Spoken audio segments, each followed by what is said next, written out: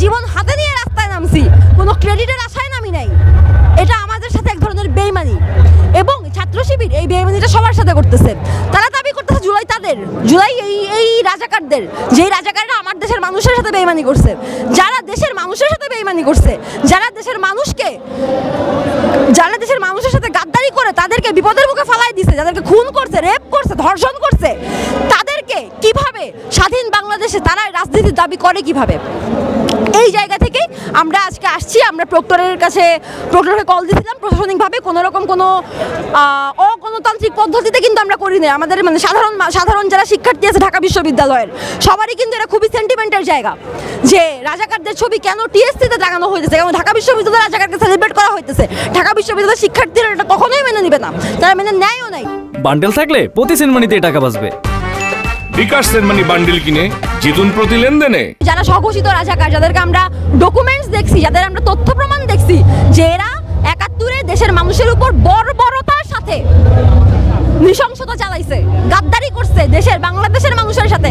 যারা মনে করে এটা বাংলাদেশ না, এটা বাংলা স্থান, এটা পূর্ব পাকিস্তান, যারা এটা মনে করে, এই প্রমাণগুলো তো আছে। এইটা ডকুমেন্ট করতে, এটা তদন্ত করতে তো আপনার খুব কষ্ট হওয়ার কথা না? আপনি ঠিক আছে, আপনার শেখ হাসিনার বিচারিক প্রক্রিয়া নিয়ে আপনার সমস্যা, বিচারিক প্রক্রিয়া আবার শুরু করেন, রিট্রায়াল দেন। কিন্তু আমরা কয়েকদিন থেকে কি দেখছি? আজহারকে মুক্তি দিয়ে দেওয়া হয়েছে, নির্দোষ ঘোষণা করে দেওয়া হয়েছে, তাই না? এইটা কেন করা হবে? আবার একটু আগেও বলছি, আবার বলতেছি, বারবার বলবো, বিচারিক প্রক্রিয়া নিয়ে সমস্যা থাকলে বিচারিক প্রক্রিয়া রিওপেন করেন, রিট্রায়ালে নেন। কিন্তু বিচারিক প্রক্রিয়া ভুল তার মানে এইটা না যে আপনি যারা স্বঘোষিত রাজাকার, যারা দেশের মানুষের সাথে গাদ্দারি করছে বলে ডকুমেন্টস আছে, তারা নির্দোষ হয়ে যাইতেছেন না।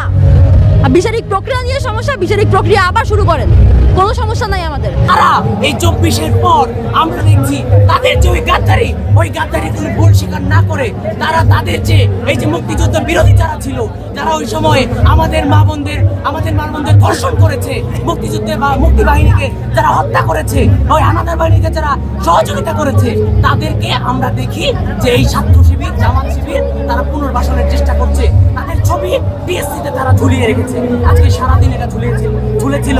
আমরা আমাদের প্রশাসনের নীরব ভূমিকা দেখেছি, এখন পর্যন্ত এই ছবি সরানো হয়নি। আমরা এর প্রতিবাদে আমরা রাস্তায় নেমেছি। আমরা মনে করি জুলাইয়ে যে মানুষ রাস্তায় নেমেছে ৭১-এর মুক্তিযুদ্ধকে ধারণ করেই, এই মুক্তির আকাঙ্ক্ষাকে ধারণ করেই তারা রাস্তায় নেমেছে। এবং এই যে বাংলার গাদ্দাররা যারা যুগে যুগে গাদ্দারি করে আসছে, যারা আমরা দেখলাম এই জুলাই অভ্যুত্থানের পরও একটা সামাজিক চুক্তি হয়েছিল যে আমরা ফ্যাসিস্ট হয়ে উঠবো না, আমরা ছাত্রলীগ হয়ে উঠবো না। কিন্তু আমরা দেখলাম এই চট্টগ্রামে আমাদের যারা জুলাই আন্দোলনের ফ্রন্টলাইনার ছিলেন, আমাদের নারী সহযোদ্ধারা, তাদের উপর জামাত শিবির হামলা করেছে। আমরা দেখলাম রাজশাহী বিশ্ববিদ্যালয়ে জামাত শিবির হামলা করেছে, স্টুডেন্ট ফর সভারেন্টি নাম নিয়ে আদিবাসীদের উপর হামলা করেছে। এই যে জামাত শিবির তারা যুগে যুগে গাদ্দারি করে গিয়েছে, আজকেও তারা গাদ্দারি করছে। এই জামাত শিবিরের বিরুদ্ধে, এই গণহত্যাকারীদের বিরুদ্ধে আমরা আজকে টিএসসিতে স্লোগান দিচ্ছি। এই হচ্ছে আমাদের কথা।